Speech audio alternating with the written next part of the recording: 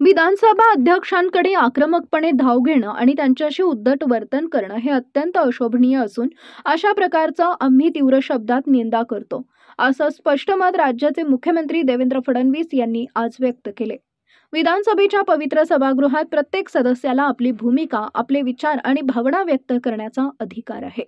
मात्र त्या भावना व्यक्त करताना सभागृहाच्या शिष्टाचार आणि मर्यादांचं भान ठेवणं आवश्यक आहे।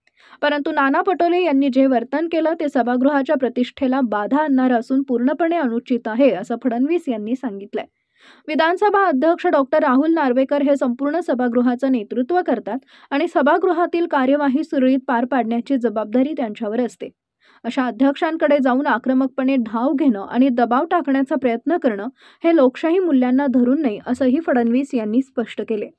माझी स्पष्ट मागणी आहे की नाना पटोले यांनी आपल्या असभ्य वर्तनाबद्दल विधानसभा अध्यक्ष डॉक्टर राहुल नार्वेकर यांची माफी मागावी। ही लोकशाही आहे, व्यक्त होण्याचा अधिकार आहे, पण सभागृहातील नियम आणि प्रतिष्ठा राखणं हे सर्वांच्या जबाबदारीचं आहे, असं मुख्यमंत्री देवेंद्र फडणवीस यांनी म्हटलंय।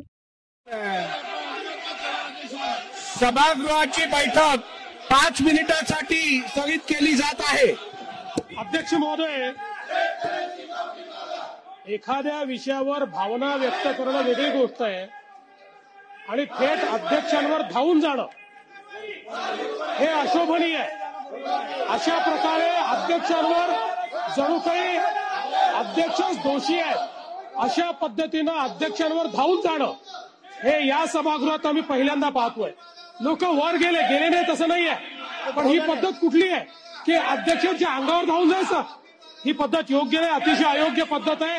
अध्यक्ष महोदय, नाना भाऊ हे स्वतः अध्यक्ष राहिले आहेत।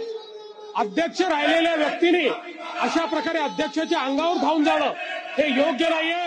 नाना भाऊंनी माफी मागितली पाहिजे असं माझं मत आहे।